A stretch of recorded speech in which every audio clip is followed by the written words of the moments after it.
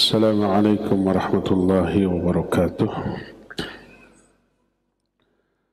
الحمد لله الذي بعث في الأميين رسولا منهم يتلو عليهم آياته ويزكيهم ويعلمهم الكتاب والحكمة وإن كانوا من قبل لفي ضلال مبين. وأشهد أن لا إله إلا الله الملك الحق المبين وأشهد أن محمدا عبده ورسوله صادق الوعد الأمين والصلاة والسلام على أشرف الأنبياء والمرسلين وعلى آله وأصحابه أجمعين ومن تبعهم بإحسان إلى يوم الدين وبعد. Jamaah yang Allah muliakan, baik jamaah di Masjid Agung Al-Ukhwah Bandung, juga para pendengar radio Tarbiyah Sunnah Bandung, juga pendengar radio Roja di beberapa kota, dan pendengar radio lain yang ikut merilai siaran kita ini, serta pemirsa Roja TV, Persada TV, Niaga TV, Rabbani TV, dan TV-TV lain, baik langsung ataupun tunda, serta para netizen. Alhamdulillah kembali kita berjumpa melanjutkan pembahasan kitab Mukhtasar Ma'arijil Qabul. Kita sudah selesai membahas bab Tauhid dengan rinciannya. Kita teruskan ke bab kedua, Diddut Tauhid wa huwa Syirk. Bab tentang lawan dari Tauhid, yaitu syirik. Kita akan memulai dari ta'rif Diddut Tauhid wa huwa Syirk. Ta'rif atau definisi dari lawan Tauhid. Definisi dari syirik. Kalau sudah diterangkan tauhid ada 3 jenis. Tauhid ar-rububiyah, tauhid asma wa sifat, dan tauhid al-uluhiyah. Maka syirik juga terjadi di 3 perkara ini. Pertama adalah syirik di bidang rububiyah, menduakan Allah dalam hal kerububiyahan, maknanya meyakini ada Rabb lain selain Allah di alam jagat raya ini. Rabb maknanya pencipta, pengatur, pemberi rizki, yang memberikan madarat ataupun manfaat, yang menghidupkan ataupun yang mematikan. Itu tercakup dalam makna Rabb. Dan satu-satunya Rabb hanyalah Allah. Sehingga meyakini adanya pencipta lain selain Allah, pengatur rizki selain Allah, yang menghidupkan, yang mematikan selain Allah, berarti perbuatan atau keyakinan tersebut adalah perbuatan syirik di bidang rububiyah. Maka berkata muallif, makna syirik ar-rububiyah adalah huwa i'tiqadul 'abdi wujuda mutasarrifin ma'allahi fima la yaqdiru alaihi illallahu azza wa jalla. Syirik di bidang rububiyah adalah keyakinan seorang hamba tentang adanya kekuatan lain di alam selain kekuatan Allah dalam perkara-perkara yang tak ada yang mampu melakukannya kecuali Allah. Seperti tak ada yang mampu menciptakan selain Allah, tak ada yang bisa mengatur seluruh alam selain Allah, tak ada yang bisa mematikan, menghidupkan selain Allah. Lalu ada seorang hamba meyakini ada selain Allah yang mampu melakukan salah satu saja di antara hal tadi, berarti dia syirik di bidang ar-rububiyah. Nah, perbuatan ini nyaris tidak dimiliki oleh manusia yang musyrik sekalipun. Orang-orang musyrik zaman baheula, penyembah berhala, meyakini satu-satunya pemilik, pengatur, pencipta seluruh alam ini Allah. Di luar Islam mungkin ada banyak yang meyakini ada kekuatan lain di alam ini, animisme, dinamisme, yang meyakini bahwa ruh orang-orang yang mati memiliki kemampuan untuk mengatur beberapa kejadian kehidupan di alam. Itu syirik di bidang rububiyah.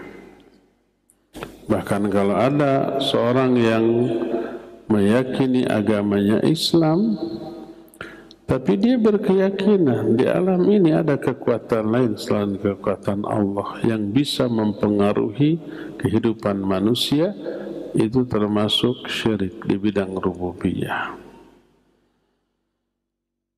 Allah berfirman, "Wala in sa'altahu man khalaqas samawati wal ard la yaquluna Allah." Kalau engkau, hai Muhammad, bertanya kepada orang-orang musyrik, siapa pencipta langit dan bumi? Pasti mereka menjawab Allah. Siapa yang memberi rezeki? Mereka menjawab Allah. Siapa yang memiliki arsy yang agung? Pasti mereka menjawab Allah. Meyakini Allah satu-satunya Rabb.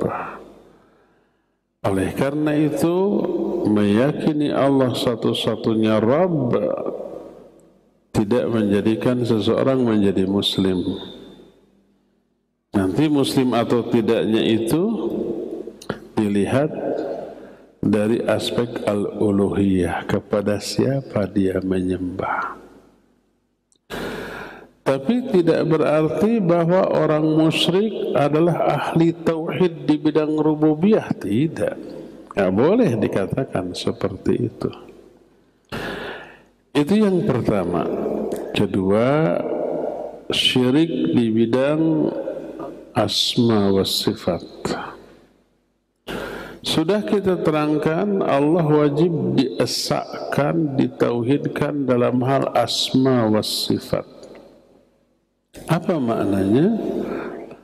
Maknanya menetapkan nama-nama dan sifat-sifat bagi Allah dengan nama dan sifat yang Allah tetapkan bagi dirinya. Itu makna tauhid asma was sifat. Sudah diterangkan bahwa ada 3 jenis penyimpangan dalam hal tauhid asma was sifat. Pertama, nafyul asma was sifat anillah wa ta'tiluhu an sifati kamali wa nu'uti jalali wa huwa ilhadun nufat. Pertama adalah menafikan nama-nama dan sifat bagi Allah. Menafikan itu menolak, meniadakan. Mereka menyatakan Allah tidak punya sifat. Yang berkeyakinan seperti ini adalah Jahmiyah. Pengikut Jahm bin Safwan, kemudian disebut dengan sebutan Jahmiyah. Dan umumnya Mu'tazilah, menolak sifat-sifat Allah. Karena logika mereka bilang kalau Allah punya sifat berarti menyerupai makhluk. Bayangkan Allah mendengar, makhluk mendengar. Allah melihat, makhluk melihat. Allah berbicara, makhluk berbicara. Makanya dianggap serupa, maka ditolak sifat-sifat Allah. Ini jelas menyimpang karena bertolak belakang dengan Quran. Quran menetapkan sifat-sifat bagi Allah.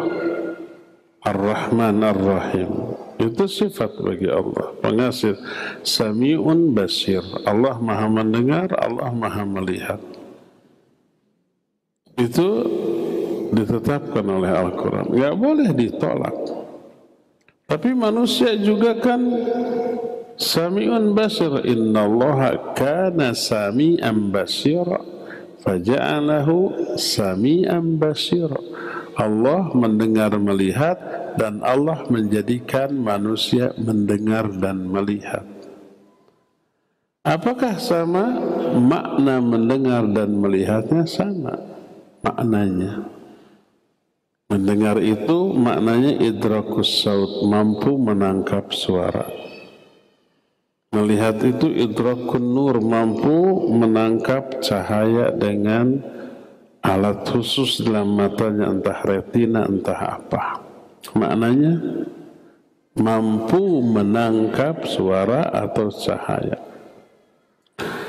Apa yang membedakan? Cara, kaifiat dan hakikat. Cara mendengarnya ini yang berbeda. Jangankan Allah dengan makhluk, makhluk dengan makhluk aja sudah berbeda cara mendengar, cara melihat.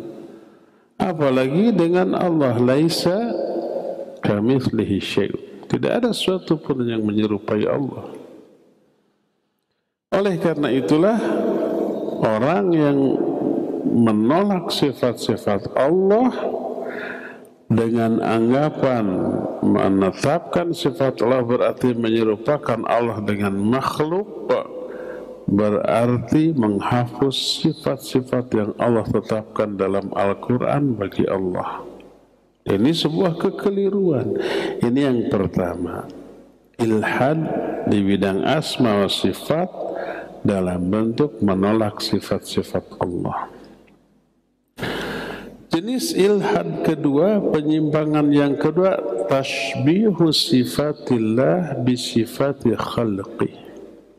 Menyerupakan sifat Allah dengan sifat makhluk. Allah mendengar, Allah melihat, melihat mendengarnya persis seperti mendengar dan melihat makhluk. Ini tashbih. Tidak boleh. Bertolak belakang dengan Al-Quran. Laisa kamitslihi syai'un.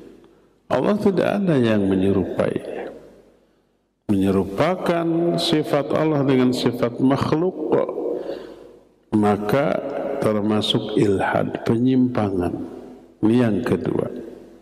Jadi wajib kita tetapkan Allah punya sifat, tapi hakikat dan kaifiat sifat Allah berbeda, tidak sama dengan makhluk manapun. Allah mendengar, makhluk mendengar, cara mendengarnya, hakikat mendengarnya beda.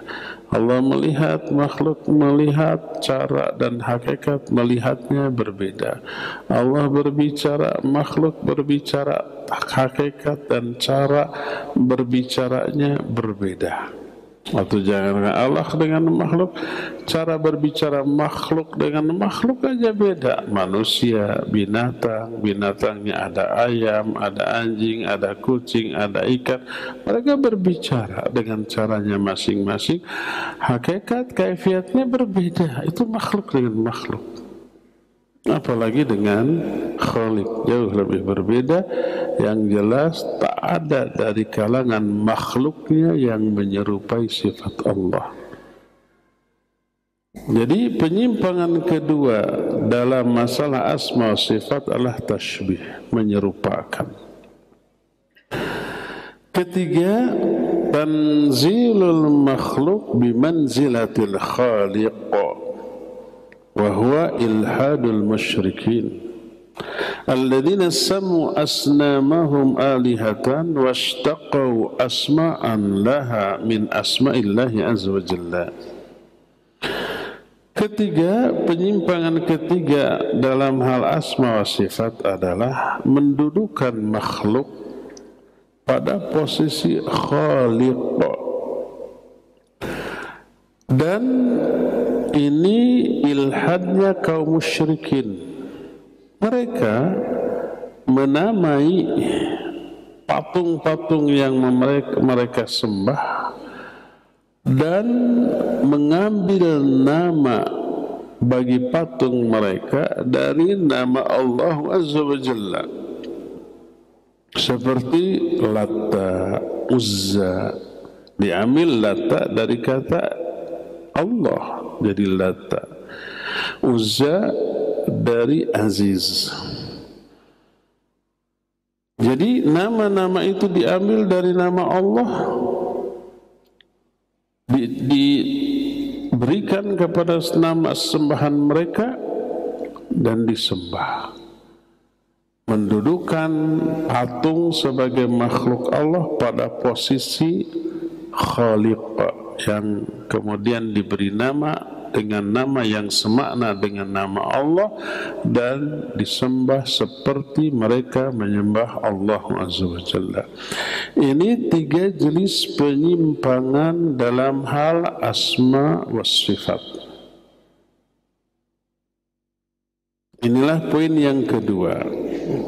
Poin yang pertama syirik di bidang rububiyah, kedua syirik di bidang asma wa sifat.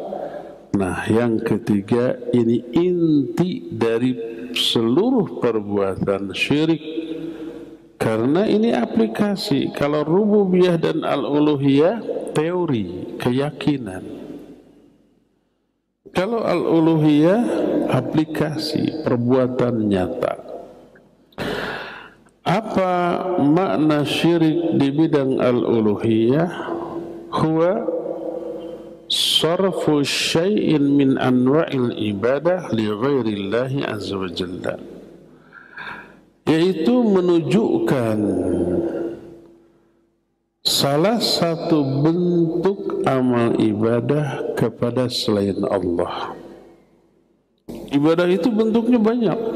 Ruku, sujud, berdoa, menyembelih, berkurban, itu ibadah yang hanya boleh ditujukan kepada Allah. Kita ruku, kita sujud dalam bentuk salat hanya kepada Allah. Fasholli li rabbik, salatlah kamu untuk Rabbmu, untuk Allah.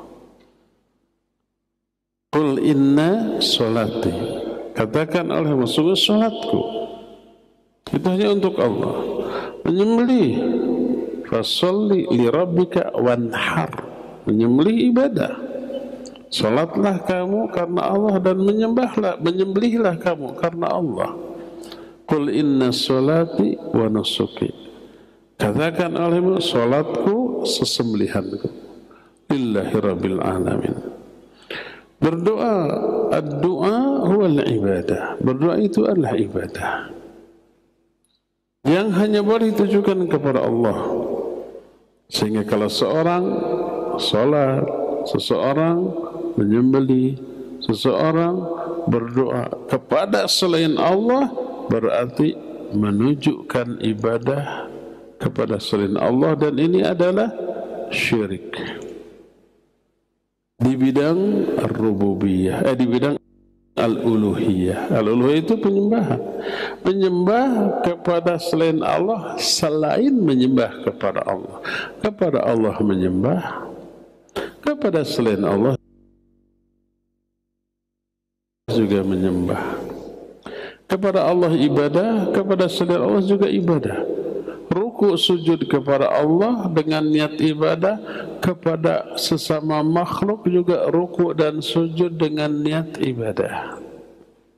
Kepada Allah berdoa, berdoa juga kepada selain Allah, berdoa kepada para malaikat, berdoa kepada para nabi yang sudah wafat, berdoa kepada ruh orang-orang soleh dari kalangan para wali Allah yang sudah meninggal, berdoa kepada mereka, ibadah kepada mereka. Karena doa adalah ibadah dan ini syirik di bidang al-uluhiyah. Berkata mu'alif, wa huwal ghalibu ala amatil musyrikin wa fihi al-khusumatu baina jami'ir rusul wa aqwamihim. Dan inilah yang umumnya terjadi di kalangan orang-orang musyrik. Syirik di bidang al-uluhiyah walaupun tetap masih mengaku Islam. Ada nggak orang mengaku Islam minta berdoa kepada para malaikat, hei malaikat turunkan hujan, hei malaikat hentikan hujan? Ada? Ada. Ada nggak di kalangan kaum muslimin yang berdoa minta kepada ruh orang yang soleh yang sudah mati?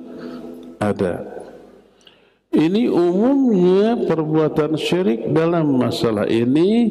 Lalu berkata muallif, dan ini real nyata, wa fihi al-khusumah baina jami'ir rusul wa aqwamihim. Dan dalam masalah inilah munculnya permusuhan antara seluruh rasul dan kaum mereka. Semua rasul yang diutus dimusuhi, diperangi, ada yang dibunuh, ada yang dianiaya, ada yang berhasil dibunuh, ada yang berencana mau membunuh tapi tidak berhasil, seperti hampir semua nabi mau dibunuh tapi banyak yang gagal, walaupun ada yang berhasil dibunuh ya. Dan ini lalu terwariskan kepada penerusnya.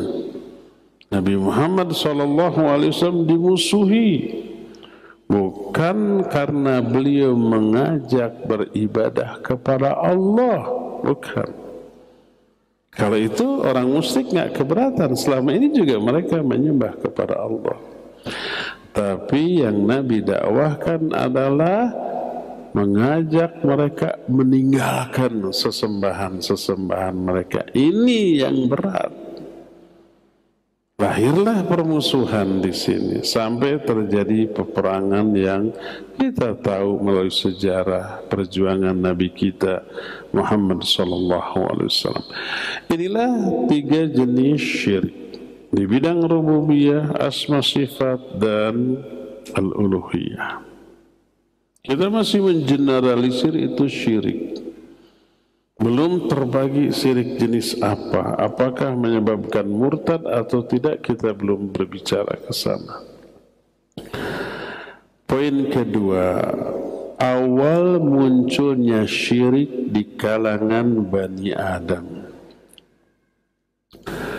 Ketika Adam turun ke muka bumi beranak pinak, sampai 10 generasi tidak ada perbuatan syirik. Semuanya di atas tauhid. Baru setelah generasi berikutnya muncul perbuatan syirik. Itu pun dilakukan bertahap. Tidak langsung kepada perbuatan syirik. Bermula dari permusuhan. Bermula dari kebencian sampai melahirkan pembunuhan. Baru setelah 10 generasi berlalu baru muncul perbuatan syirik. Berkata muallif rahimahullah, kana dzalika fi qaumi Nuh. Munculnya perbuatan syirik pertama kali di kalangan kaum Nabi Nuh. وذلك أن الشيطان منذ أن خلق الله آدم وأمر إبليس بالسجود له فأبى وأهبطه الله إلى الأرض وهو قد أضمر العداوة لآدم وذريته بدءا بتحريضهم على الأكل من الشجرة ومخالفة أمر الله ثم في تحريشه بين أبناء آدم الذين كانوا أمة واحدة حتى ألقى بينهم الخلاف.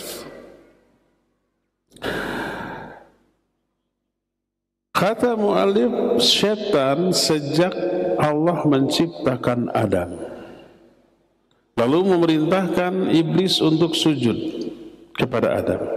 Sujudnya sujud dalam rangka menghormat, bukan beribadah. Saat itu menghormat dalam bentuk sujud boleh saat itu. Sampai ke beberapa generasi Nabi berikutnya, termasuk di zaman Nabi Yusuf. Nabi Yusuf sujud ke ayahnya dalam rangka menghormat. Saudara-saudara Yusuf sujud kepada Yusuf yang 11 orang itu dalam rangka menghormat. Boleh saat itu. Tapi di zaman Nabi Muhammad SAW diharamkan sujud walaupun dalam rangka menghormat. Beliau bersabda, "Lau kuntu amiran ahadan liyasjuda li ahadin la amartul mar'ata litasjuda li zawjiha li admi haqqihi 'alaiha." Seandainya aku berhak memerintahkan orang untuk sujud ke orang lain, niscaya aku perintahkan seorang istri untuk sujud ke suaminya. Saking besarnya, agungnya hak suami atas istri. Kalau dibolehkan akan diperintahkan, tapi tidak boleh sujud walaupun istri ke suami, anak ke orang tuanya, murid ke guru, tidak boleh walaupun dalam rangka menghormat. Maka siapa orang yang bersujud ke orang lain dalam rangka ibadah, dia musyrik. Siapa orang yang sujud kepada orang lain dalam rangka menghormat, dia maksiat, tidak musyrik. Karena niatnya bukan ibadah, menghormat. Cuma cara menghormatnya lebay, melanggar larangan dari Rasul SAW, maka jatuhnya maksiat. Siapa yang sujudnya kepada orang lain bukan menghormat, bukan beribadah, tapi ada keperluan khusus, dia tidak musyrik, tidak maksiat, mubah, boleh. Jadi hukum sujud seseorang kepada orang lain ada 3. Kalau niatnya ibadah, musyrik. Kalau niatnya menghormat, maksiat. Kalau tidak niat beribadah ataupun menghormat, tapi karena ada keperluan, maka boleh. Contoh keperluannya apa? Ya umpamanya orang lagi duduk di atas kursi, kita koin jatuh ke kolong kursi, maka kita sampai sujud untuk mengambil koin tersebut. Apa dia sujud kepada orang? Bukan. Menghormati orang? Bukan. Kenapa tuh? Ada keperluan ngambil koin. Orang lagi umpamanya berdiri pakai sepatu, kita bukain sepatunya sampai ruku, sampai membungkuk di hadapan orang itu. Apakah membungkuknya ibadah? Bukan. Menghormat? Bukan. Apa? Ada keperluan membukakan sepatunya. Boleh. Jadi hukum bersujud harus dirinci, tidak boleh dipukul rata. Iblis disuruh sujud, malaikat disuruh sujud. Kepada siapa? Kepada Adam. Dalam rangka apa? Dalam rangka menghormat, bukan beribadah, bukan menyembah.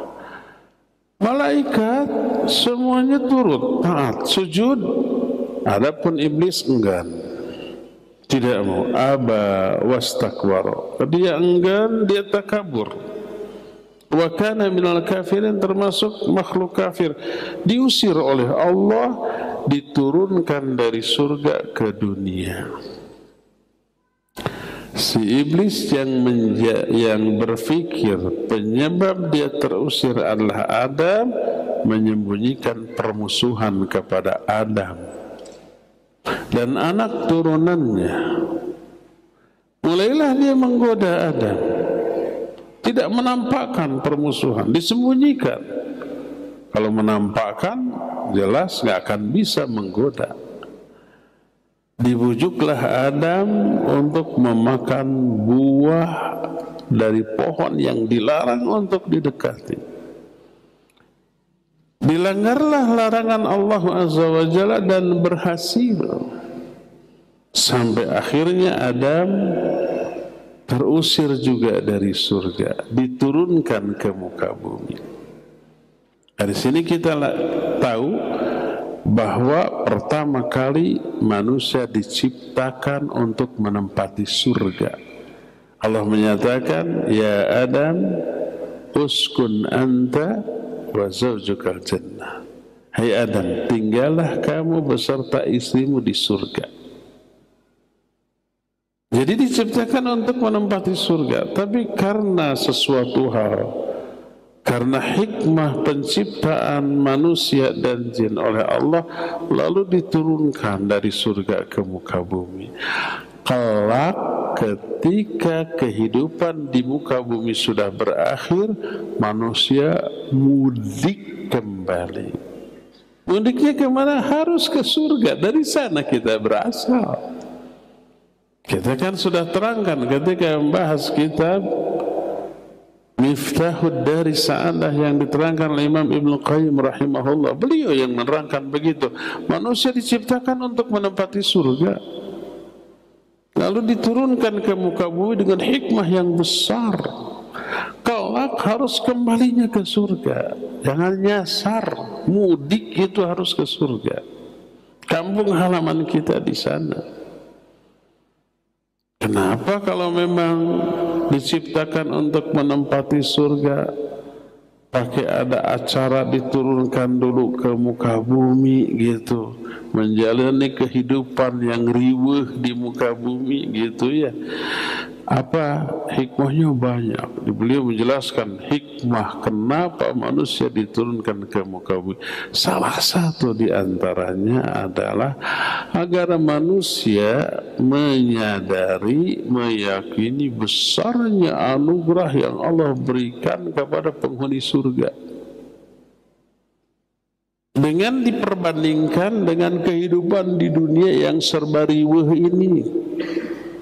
Setelah ada perbandingan, hidup di surga begini, hidup di dunia ini, baru bersyukur, wah luar biasa dahsyat nikmatnya, kebahagiaan, kesenangan di surga. Setelah tahu ada perbandingan kehidupan di dunia. Kalau tidak ada perbandingan kehidupan surga dengan dunia, sejak awal sampai selamanya hidup di surga, nggak akan terasa betapa nikmatnya dan betapa agungnya nikmat surga. Kita tidak sadar terhadap nikmat kesehatan yang kita rasakan selama ini. Baru sadar bahwa sehat itu nikmat ketika apa? Ketika sakit. Iya ya, sehat itu nikmat. Makan apapun, aktivitas apapun. Kalau sakitnya makan apapun tidak terasa enak, pahit, mual, baru mencium aroma makanan aja sudah enak dan seterusnya, kan gitu ya. Kita tahu bahwa waktu luang itu sangat berharga ketika kita sibuk, nggak sempet ngapa-ngapain, kerja jelas, baru mikir ternyata waktu luang itu luar biasa berharga, luar biasa nikmatnya. Begitulah seterusnya. Surga baru tersadari agungnya nikmat kebahagiaan surga setelah dibandingkan dengan kehidupan di luar surga di dunia ini. Baru mereka nanti akan bersyukur. Ini salah satu di antara hikmah kenapa manusia diturunkan ke muka bumi. Nah, ketika Adam diusir dari surga, diturunkan ke muka bumi bersama-sama iblis. Permusuhan iblis kepada Adam dan usaha mereka untuk mencelakakan Adam tidak terhenti dengan terusirnya Adam dari surga. Terus berkata mu'alif, thumma fit tahrish, baina abna'i Adam. Lalu si iblis menimbulkan permusuhan di antara sesama anak Adam. Diprovokasi untuk memunculkan kedengkian, iri, benci, sampai memusuhi. Tadinya tidak begitu. Tadinya mereka bersatu padu. Sampai iblis berhasil menimbulkan pertengkaran di antara sesama anak Adam.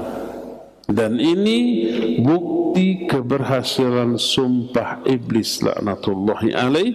Ketika Allah mengutuk iblis, iblis bersumpah.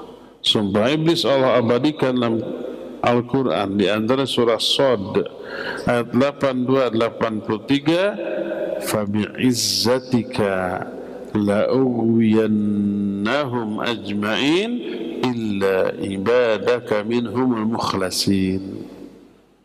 Kata iblis, fabi'izzatika, demi kemuliaanmu ya Allah. Sumpah iblis ini benar.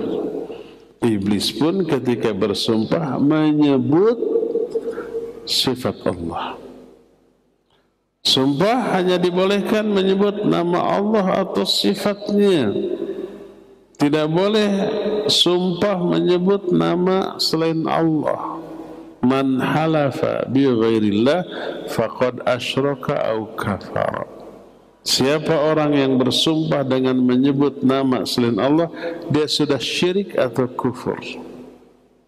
Sudah kita jelaskan di mana letak syiriknya orang yang bersumpah menyebut nama selain Allah. Hati-hati ikhwah. Saking ingin dipercaya sumpahnya itu demi Allah, demi Rasulullah, ada yang begitu? Syirik. Berdasarkan hadis, siapa yang bersumpah dengan menyebut nama selain Allah, dia sudah syirik. Cukup demi Allah saja.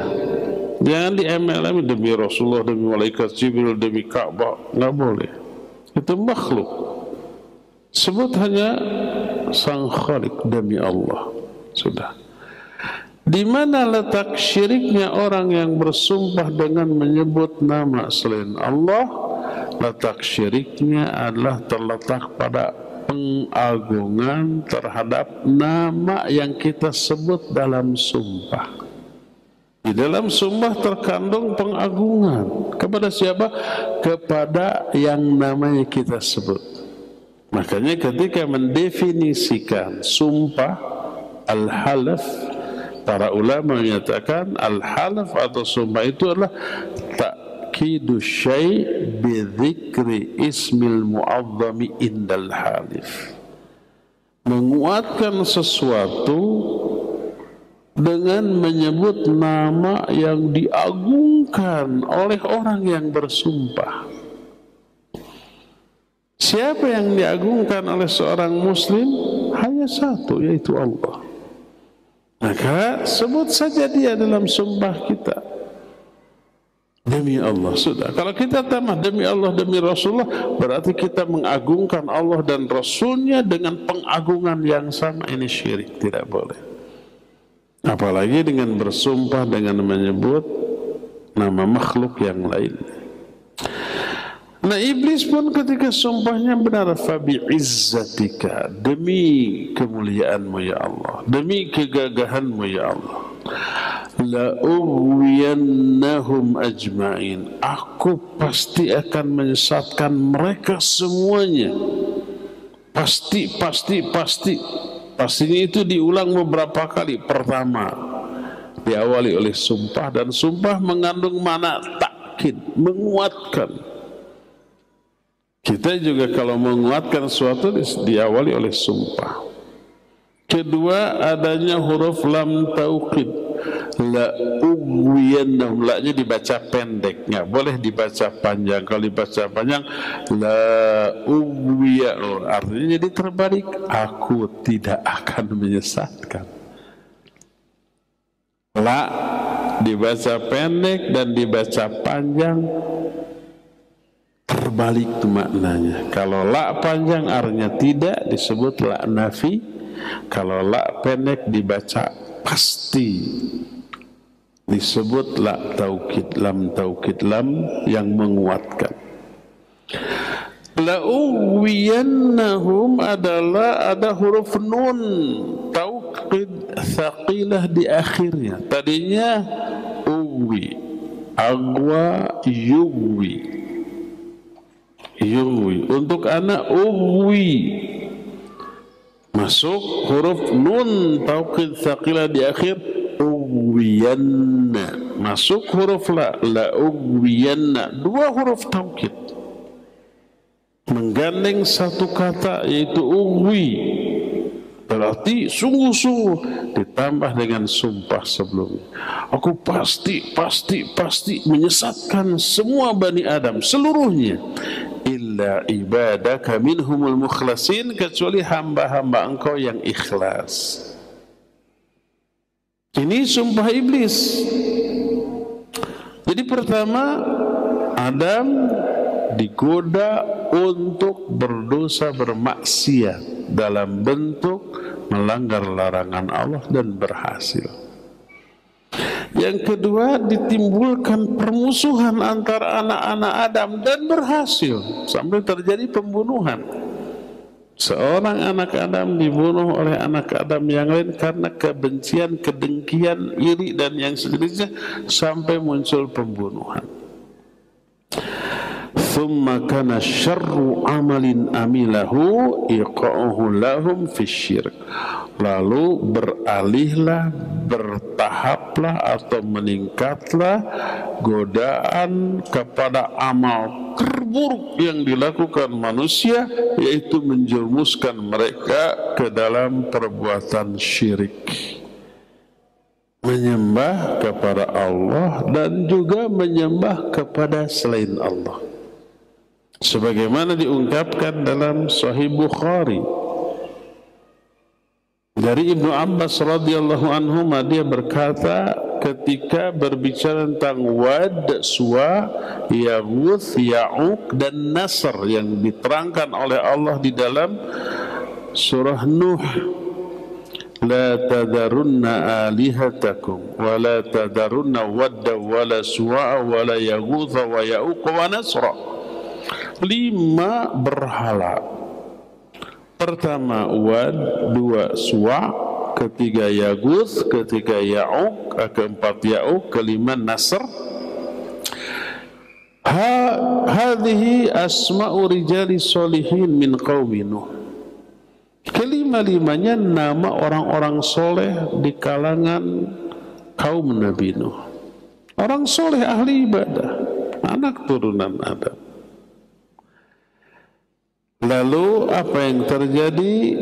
Falamma halaku, ketika 5-5-nya meninggal, auha syaitanu ila qaumin an ansibu ila majalisihim allati kanu yajlisuna ansaba. Syaitan memberikan provokasi kepada kaumnya, coba jadikan monumen pengingat-ingat tentang jasa 5 orang ini. Dibikin patung mereka, sekadar monumen, sekadar mengingat jasa-jasa baik mereka, nasihat-nasihat mereka, dan disimpan di majlis-majlis tempat orang berkumpul mendengarkan nasihat 5 orang ini. Terus 5 patung ini diberi nama masing-masing dengan nama 5 orang soleh tadi. Ini ide yang bagus. Dengan melihat mereka ibadah kepada Allah tambah semangat.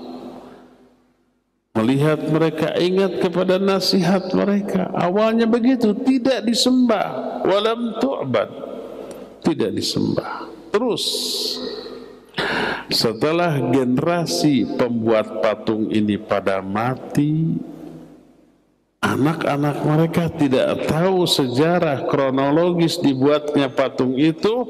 Lalu datanglah si setan. Bahwa sesungguhnya orang tua kalian dulu menyembah patung ini, sembahlah oleh kalian. akhirnya mereka menyembah. Jadi bertahap. Seandainya di awal ketika patung itu dibuat, iblis langsung menyuruh sembah mereka, niscaya akan ditolak, tidak akan diterima. Tapi bertahap. Idenya bagus, buat patung untuk mengingat jasa mereka. Begitu mengingat jasa mereka, semangat ibadah meningkat. Begitu ingat kepada nasihat mereka, meningkat. Lihat patung mereka, meningkat. Tidak menyembah patung itu. Setelah generasi pembuat patung ini mati, generasi berikutnya tidak tahu menahu, diprovokasi, ayah kalian, kakek kalian dulu menyembah patung ini, sembahlah oleh kalian, lalu mereka pun menyembahnya. Inilah awal mula terjadinya penyembahan kepada selain Allah, yaitu di zaman kaum Nabi Nuh alaihi salatu wassalam. Ini poin yang kedua. Poin yang ketiga, awwalu man da'al Arab ila ibadatil asnam fil jaziratil Arabiyah. Siapa orang yang pertama kali mengajak orang Arab untuk menyembah patung di Jazirah Arab? Ada orang namanya Amr bin Luhai Al-Khazai. Salah satu di antara bangsa Arab kaum Khazai, disebutkan oleh para ulama di antara Imam Al-Kalabi. Beliau berkata, kana Amr bin Luhai kahinan walahu rabbiyun minal jin. Dulu Amr bin Luhai ini seorang dukun. Dia memiliki istilah zaman sekarang ini khodam, dari kalangan bangsa jin. Lalu Amr bin Luhai ini kemudian keluar dari Mekah, tadinya orang Mekah, pergi ke Syam. Kalau Syam itu sekarang berpecah menjadi 4 negara. Pertama Lubnan, Libanon, kedua Suriah, ketiga Palestina, kemudian yang keempatnya, sebelum kita nyebrang ke Palestina, kita melalui dulu sebuah negara berbatasan dengan Palestina yang sekarang dikuasai oleh Yahudi Zionis. Negara ini Yordania. Palestina, Yordania, Libanon, dan Suriah ini dulu menyatu dan disebut dengan negeri Syam. Negeri Syam ini negeri yang diberkahi oleh Allah. Para nabi banyak turun hidup berjuang di negeri Syam. Kalau kita umpamanya, mungkin di antara jamaah ada yang pernah ke Palestina, Aqsa. Di sana kita bisa menemukan jejak langkah atau jejak rekam perjuangan para nabi zaman dahulu. Sampai monumennya ada. Ada masjid para nabi, masjid Nabi Musa, masjid Nabi Daud, masjid Nabi Sulaiman. Qadarullah ma syaa fa'al. Masjid Sulaiman sekarang sudah berubah menjadi sinagog. Tapi masih dijadikan areal wisata. Tapi konyolnya ketika kita mau masuk ke Masjid Nabi Sulaiman, ketika masuk ke tempat intinya dipakai ibadah oleh mereka, semua kita ini harus pakai topi Yahudi yang mensok di atas itu, yang sebesar mangkok tianya. Wajib, kalau enggak boleh di tempat beribadah. Tapi namanya masih Masjid Sulaiman, besar. Ada Masjid Nabi Daud, Masjid Nabi Yunus. Nah, di sana ada makom. Makom ini bukan makam. Tapi karena bahasa kita, makam itu kuburan, dekat dengan lafaz makom. Padahal makom itu adalah apa namanya tadi itu, monumen. Monumen peninggalan para nabi. Dibuat monumen. Monumen itu disebut makom. Di setiap masjid ada makom, ada monumen. Ini makom Nabi Yunus, makom Nabi Musa, begitu. Dianggap makam, dianggap kuburan, karena memang bentuknya itu seperti kuburan besar, panjang, kemudian ditembok begitu, terus ditutupi oleh kain, ada tulisan makom fulan. Oleh orang Indonesia, makom dianggap kuburan. Akhirnya apa yang terjadi? Banyak yang berdoa menghadap kuburan. Para kiblat di sana menghadapnya ke kuburan, diyakini kuburan Nabi, padahal bukan. Ini bisa syirik karena apa? Diniatkan berdoa kepada ruh Nabi yang sudah meninggal, yang dianggap kuburannya di sana, padahal bukan. Nah, si Amr bin Luhai pergi ke Syam. Di Syam dia menemukan orang-orang menyembah patung. Dia bertanya, apa ini? Ini patung yang kami sembah.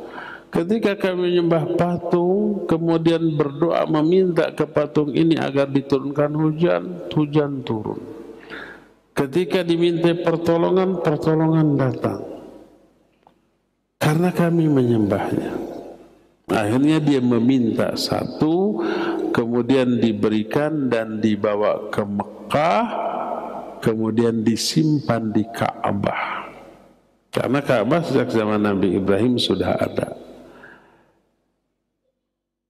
Lalu itulah yang kemudian menjadi berhala yang namanya Hubal.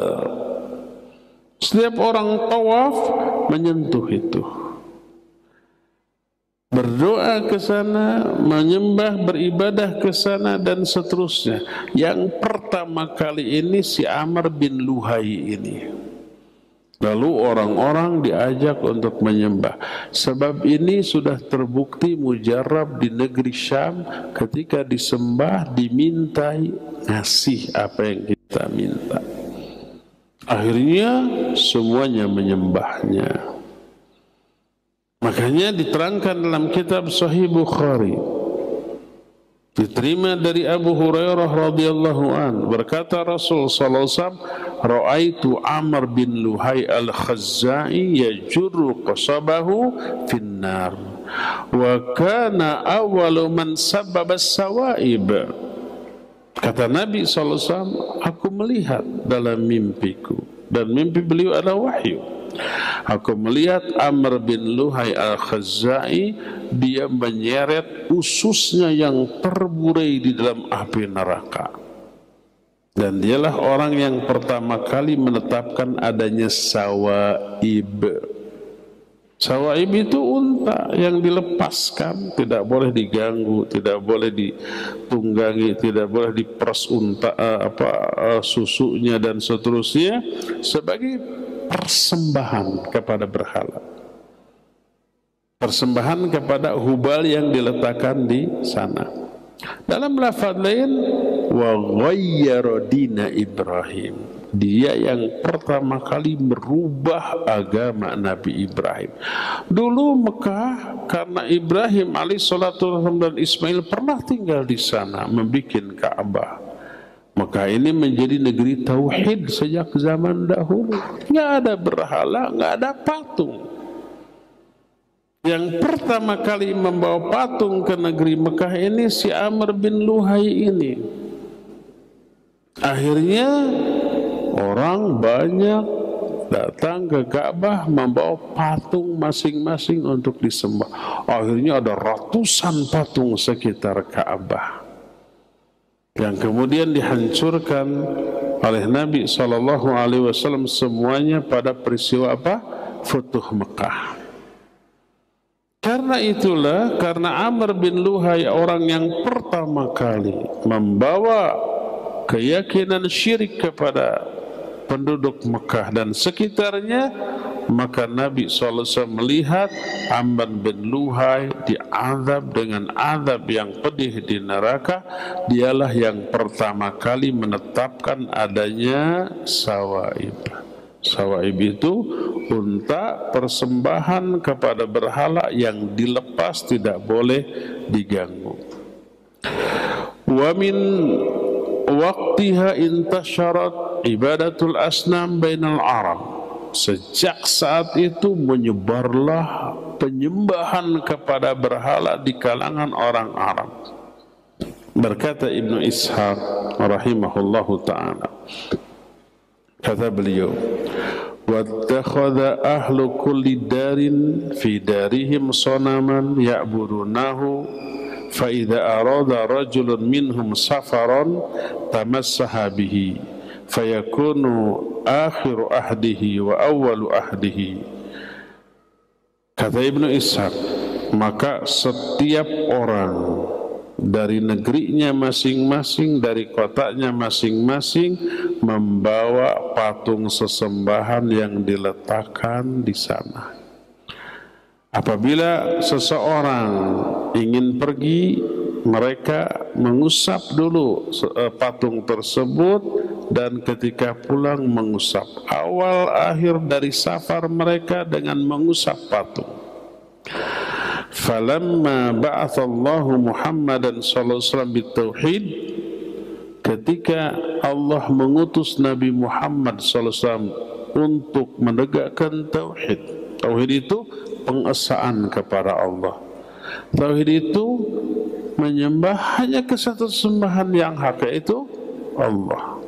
Tadinya di sekitar Ka'bah ratusan patung. Masing-masing orang punya patung sembahannya sendiri-sendiri. Oleh Nabi SAW diajak hanya menyembah Allah dan meninggalkan semua sembahan. Berkatalah orang-orang Quraisy, merespon ajakan Nabi untuk bertauhid, dan respon orang kafir Quraisy ini oleh Allah diabadikan dalam Al-Quran surah Shad ayat yang kelima, aja'alal alihata ilaha wahida inna hadza la syai'un ujab. Apakah Muhammad mau menjadikan sesembahan-sembahan kita yang banyak hanya menjadi satu sembahan saja? Sungguh ini perkara yang aneh. Jadi kalau mereka diajak menyembah Allah nggak masalah. Selama ini mereka menyembah Allah. Yang menjadi masalah adalah disuruh meninggalkan sesembahan lain. Itu yang keberatan. Kata mereka, aneh. Kok sesembahan yang banyak harus ditinggalkan, hanya satu yang disembah? Itu yang mereka tentang dari dakwah Nabi sallallahu alaihi wasallam. Jadi syirik bukan berarti tidak menyembah Allah. Orang yang musyrik bukan berarti orang itu tidak menyembah Allah. Tapi orang itu, orang musyrik adalah orang yang menyembah Allah dan menyembah kepada selain Allah. Orang musyriklah orang yang beribadah kepada Allah, tapi juga beribadah kepada selain Allah. Maka jangan sampai ada kesalahpahaman. Masa orang yang suka sholat disebut musyrik? Kan nyata dia ibadah kepada Allah. Ini orang nggak paham tentang batasan atau definisi tauhid dan syirik. Sekali lagi, ahli tauhid orang yang hanya menyembah Allah. Orang musyrik adalah orang yang menyembah Allah dan menyembah kepada selain Allah. Itulah musyrik.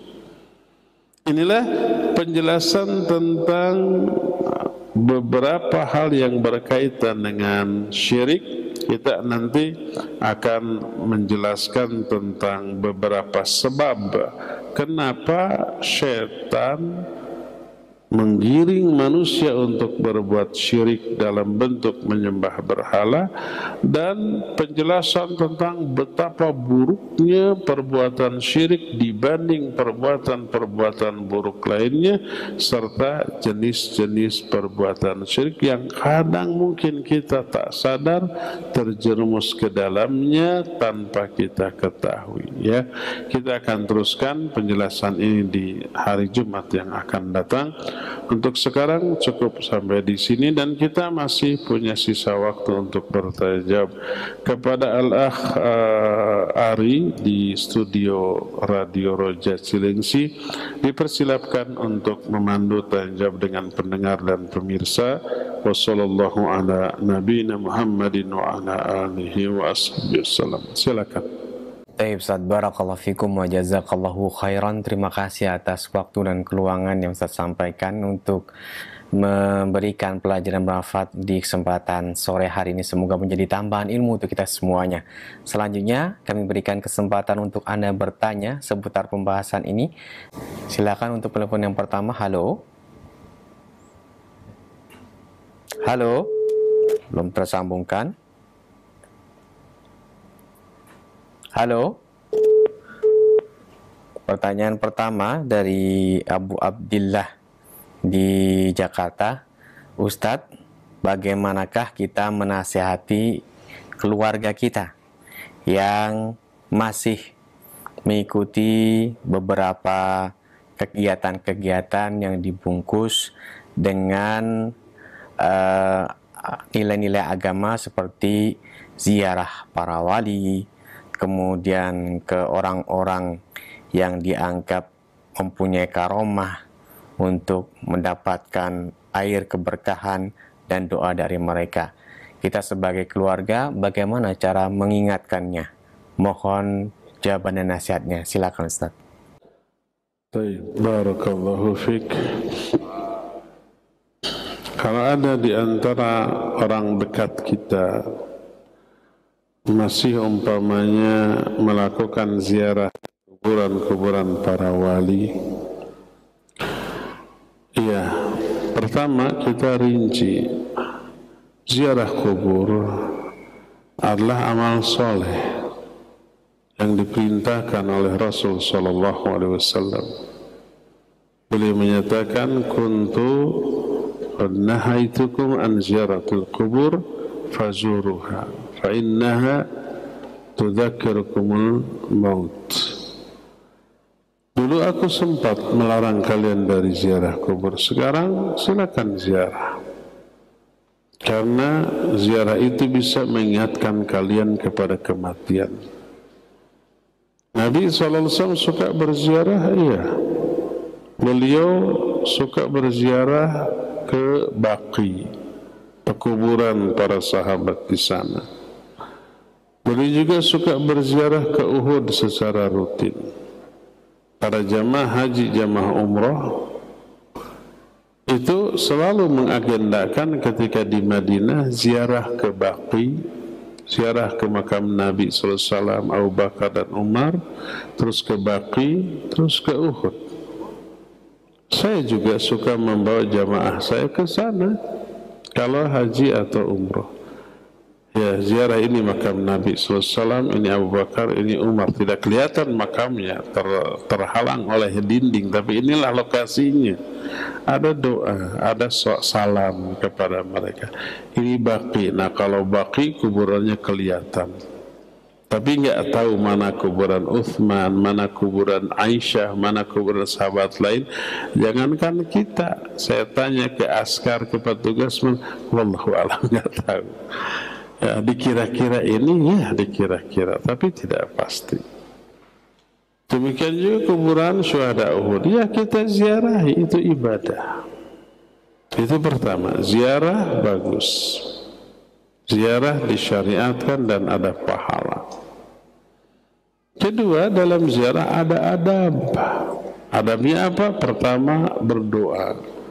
Assalamualaikum ya ahlad diyar minal mu'minina wal muslimin wa inna insya'allahu bikumul lahikun. Nas'alullaha lana wa lakumul afiyah. Itu. Kedua, copot sendal kita, sepatu kita. Kotor dong, ya iyalah pasti, nanti bisa dicuci. Itu ziarah harus mencopot sendal atau sepatu, ya. Yang ketiga, tidak boleh menginjak, melangkahi, menduduki kuburan dan seterusnya, ya. Yang keempat, doakan mereka. Tapi kan yang didoakan orang soleh ini, para sahabat, masa didoakan oleh kita? Nggak masalah. Jangankan orang biasa, Nabi Muhammad SAW pun kita doakan. Bersalawat kepada Nabi itu doa kepada beliau. Kan beliau sudah selamat tanpa didoakan? Iya. Para sahabat sudah selamat tanpa didoakan? Iya. Para wali Allah sudah dapat rahmat tanpa harus didoakan? Iya. Tapi itulah syariat. Apa untungnya? Ada feedback dari doa kita. Doa kita diaminkan oleh malaikat, dan malaikat menyatakan walaka bimithli, bagimu seperti isi doamu. Ada pahala, ada feedback. Apalagi salawat kepada Nabi SAW. Man shalla alayya salatan sallallahu alaihi bihi asyra. Siapa orang yang bersalawat kepadaku sekali aja, Allah akan bersalawat kepada dia 10 kali. Ada feedback, itu yang kita harapkan. Berdoa kepada Allah untuk mereka, ada feedback ke kita. Dan jangan berdoa kepada mereka. Wahai umpamanya wali Allah yang dikuburkan sini, beri saya jodoh, nggak boleh. Jadi kalau ada umpamanya orang mau ziarah,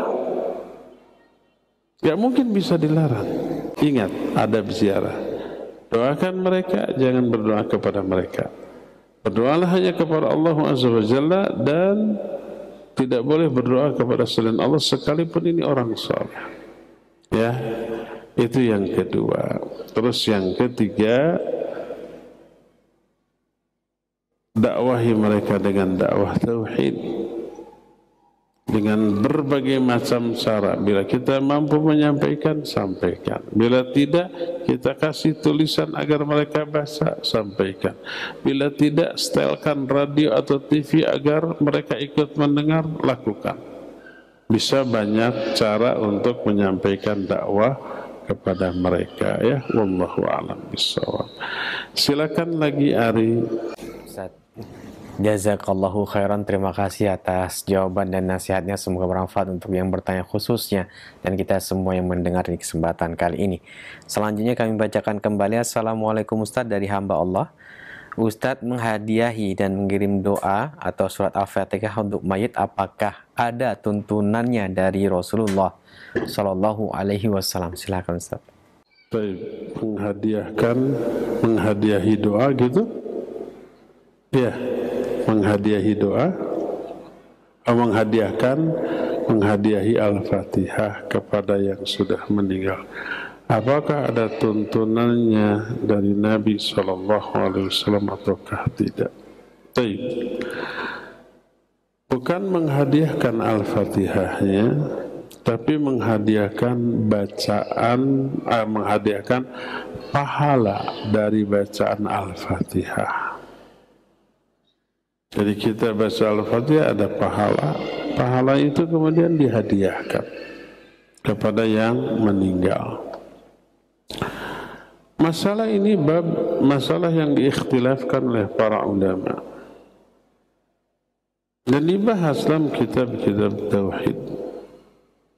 Dalam tauhid At-Tahawiyah, susun Imam At-Tahawi yang kemudian disebut dengan tauhid At-Tahawiyah, ada bab yang membahas masalah ini dan diberi judul dengan Ihda'us Thawab. Ihda'us Thawab artinya menghadiahkan pahala. Imam Syafi'i rahimahullah menyatakan tidak sampai pahala yang dihadiahkan kepada orang yang mati. Ulama lain menyatakan sampai, boleh, di antara Imam Ahmad. Tapi yang lebih doyan menghadiahkan pahala bacaan Fatihah rata-rata mengaku madhab Syafi'i. Kalau Imam Syafi'i menyatakan tidak sampai. Yang lain, beberapa ulama itu menyatakan sampai. Tapi penganut madhab Hambali rata-rata jarang menghadiahkan pahala. Madhab Syafi'i itu yang paling demen, paling rajin, ya. Nah, walhasil ini masalah yang diikhtilafkan oleh para ulama. Adapun yang membolehkannya didasarkan kepada nas yang banyak dari hadis Nabi SAW yang sahih. Di antaranya ketika ini juga dinukil oleh Syekh Al-Albani dalam kitab Ahkamul Janaiz dalam bab ma yanfa'u lil mayyit, apa yang bermanfaat bagi si mayit. Di antaranya adalah ibadah yang dilakukan oleh ahli warisnya, baik itu saum nazar, atau termasuk juga infak atau sedekah yang dilakukan oleh orang yang masih hidup, diniatkan pahalanya untuk si mayit yang sudah meninggal, atau haji. Salah satunya hadis seseorang sebelum mati berwasiat ke anaknya, kalau saya mati bebaskan 100 orang budak.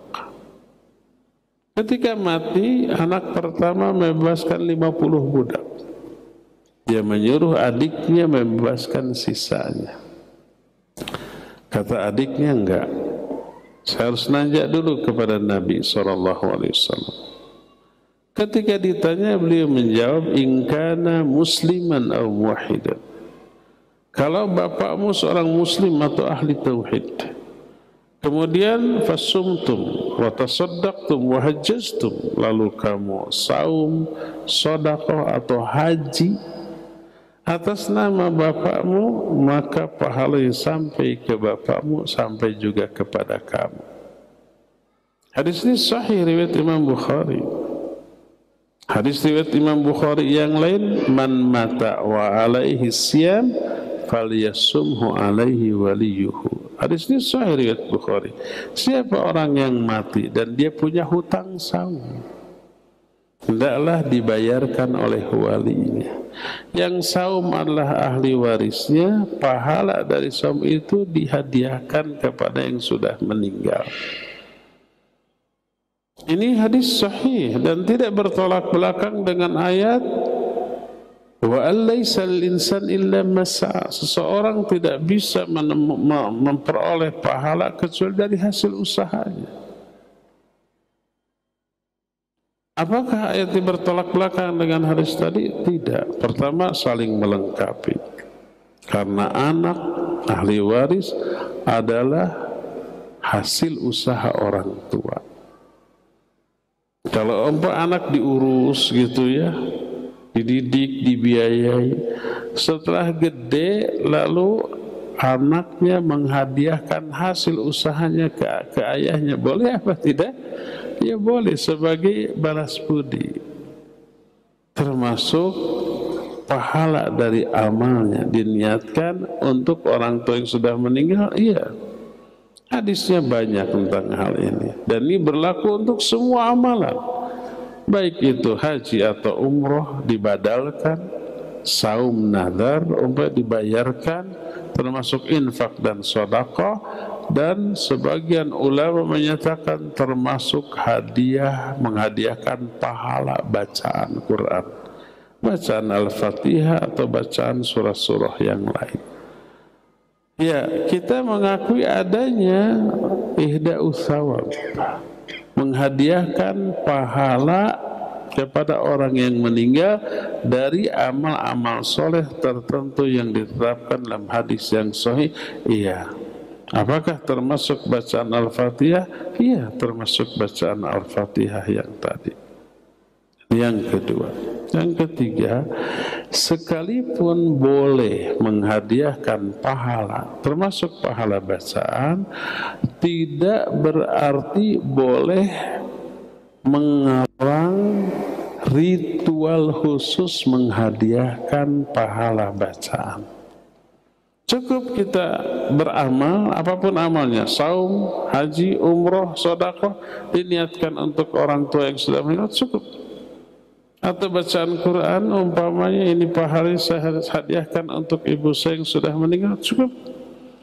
Tidak diritualkan, hayu ngumpul bareng-bareng, nanti baca Fatihah bareng-bareng, tapi saya pimpin ya, saya muqaddimahi dulu ya, umpamanya apa maknanya, bahwa ini untuk fulan, Abu Bakar, Umar, Uthman, terus Syekh Abdul Qadir Jailani, terus kakek nenek kita orang itu, kemudian bibarakati Al-Fatihah.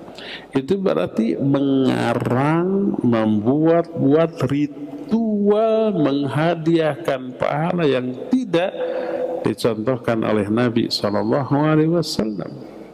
Silakan hadiahkan pahala dari amalan kita, tapi jangan membuat ritual khusus untuk hal tersebut ya. Wallahu a'lam bishawab. Cukup sampai di sini. Insyaallah kita jumpa kembali di hari Jumat yang akan datang. Subhanakallahum bihamdik asyhadu an la ilaha illa anta astaghfiruka wa atubu ilaik. Walhamdulillahirabbil alamin. Wassalamu alaikum warahmatullahi wabarakatuh.